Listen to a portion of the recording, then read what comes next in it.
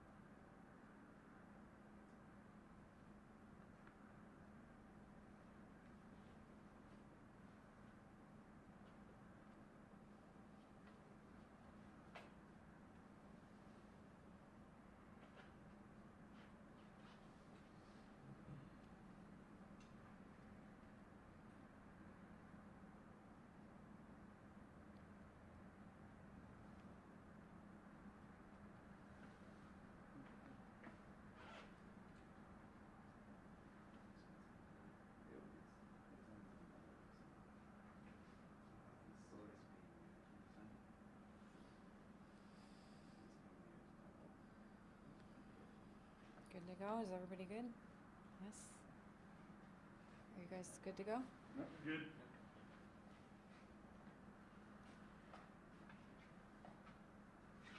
All set. Thank you everyone for coming here tonight. The purpose of this news conference is to announce two arrests that were made in connection with the September 2021 case in Marlborough involving the kidnapping of a 64-year-old woman. On September 11th, at approximately 10:04 p.m., State Police Troop K was notified by the Berlin Police Department. They had located a 64-year-old female victim who stated she was abducted from the Big Y parking lot in the town of Marlborough.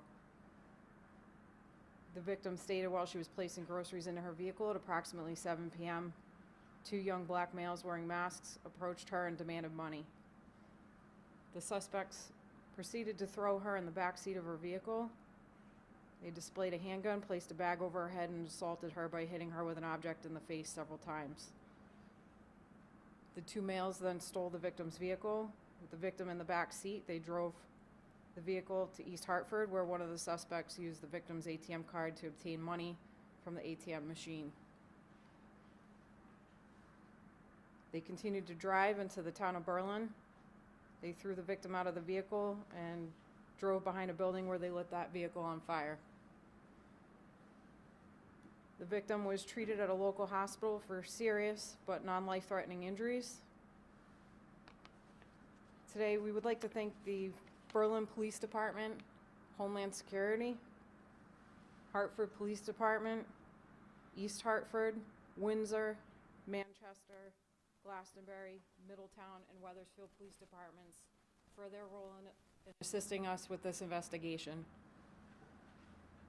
Without their help, this case would not have been possible to bring to a close. Our Eastern District Major Crime Squad diligently worked on this case.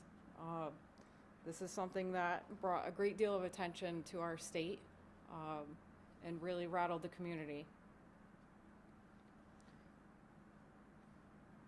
On Tuesday, March 1st, the accused, Kenneth Gordon, September 9th, 2001, and a 16-year-old juvenile male were taken into custody by detectives assigned to Eastern District Major Crime.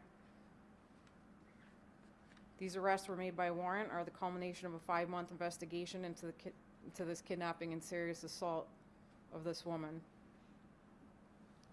Gordon will be held on a court-set $1 million cash surety bond and is scheduled to appear at the Hartford Superior Courthouse, GA 14, tomorrow morning. The juvenile was ordered to be held in a juvenile detention center and is scheduled to appear also tomorrow morning at the Hartford Juvenile Court. Both arrest warrants have been ordered to be sealed by the Superior Court judge at this time. Both of the accused were charged with the following: kidnapping in the first degree, robbery in the first degree, conspiracy to commit robbery in the first degree, assault in the first degree, arson in the second degree, and larceny in the second degree. Again, we can't thank the departments that helped us enough. This is something that was a very heinous crime and really shook the community. Without their help and without their assistance, these arrests would not have been possible. Do you have any questions at this time? Can you talk, can you talk to us about why it took 5 months? Explain the timeline to us. I know that information is limited. Again, the information is limited, but this is something that was meticulously worked on. It takes, a number of resources to pull together and bring together a case like this. These two individuals were incarcerated for an extended period of time, so they were in custody. But again, making sure that we have all of our information accurate, dot our I's, cross our T's, make sure we have everything accurate, and bring that forward. The state's attorney's office and the detectives that work on this case bring everything together to put forward an arrest warrant. Can you tell us anything about the criminal history for either of them? I can't speak to that at this time. Are you able to say, was there a certain break in this case that got you to this point? I'm sorry, Was there a certain break in the case that got you to this point? without seeing the arrest warrants, I'm not able to speak to that. That's something, I look forward to reading those warrants for sure. I think we all do. But that remains under investigation or under the seal of the warrant. So if I heard you correctly, they were in custody before you applied for a warrant to arrest them at the corrections department. How long were they in custody for? And can you speak to what they were in custody for before that? They were in custody. I know the adult was in custody, I believe, on felony charges. I don't know the exact charges, but I know that they were in custody for some time. And then they were released and then have... Nope, they've been in custody this whole time. Yep. So you kind of had an idea, but you don't want to dot the i's and cross the t's, is what you're saying. Yeah. If you had them in custody, you knew they might be able, you wanted to just, because they're in custody, there was no urgency. Correct. You want to make sure everything was done. Yes. They're not loose on, okay. Yep, nope, there was no threat to the public. We knew that they were in custody. Again, it's just making sure the thoroughness of the investigations and, you heard the list of all the agencies that came together to work on this, and that's something that, when you have that, you want to make sure that you're getting everything accurate to the best of your ability. How important is it to be able to look into the cameras, tell Connecticut, you said it rattled the community, to be able to look at this and say, we got them, or we've got people in custody for you. Yes, we did get them. And that is something that, I think people often see bad news.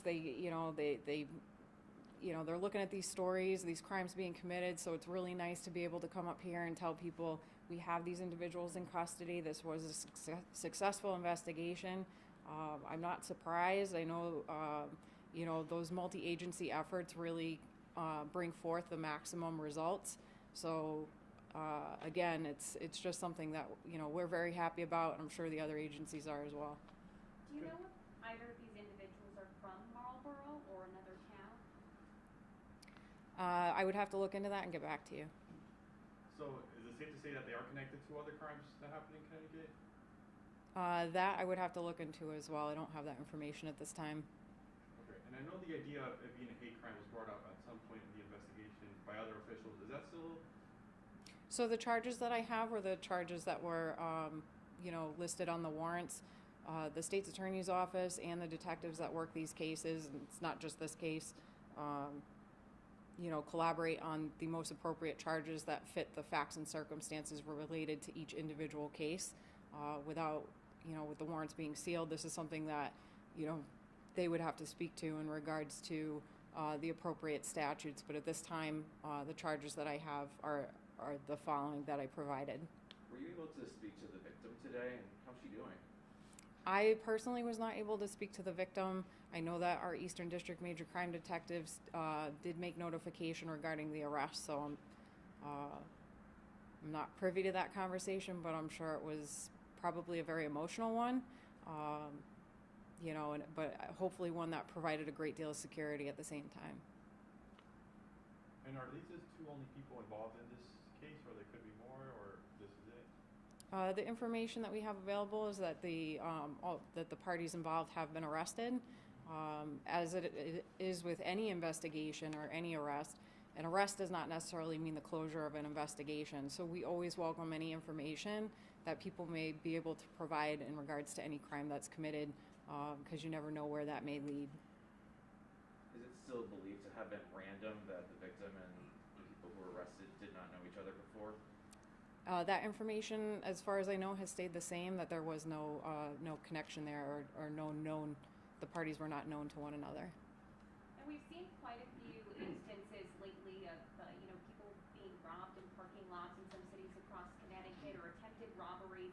Is there anything that you want to remind people in order to keep them safe? The biggest reminder is just be aware of your surroundings. One of the most important things that you can do is, put the cell phone down. Make sure that you're really paying attention to your surroundings. We want people to go out there. Don't be paranoid about your surroundings. Make sure that you just have a healthy awareness. That's the best way. And if you see anything suspicious or anything unusual, don't hesitate to give us a call. You say the investigation's always still going on, were they looking to see if they're involved in any of the carjackings or kidnappings or things? Because there was a whole rash of them at that time, if I remember correctly. I'm sure, they explore every avenue possible when it comes to information that they receive. And again, a lot of that information is oftentimes received from the public and through collaborative efforts working with other agencies.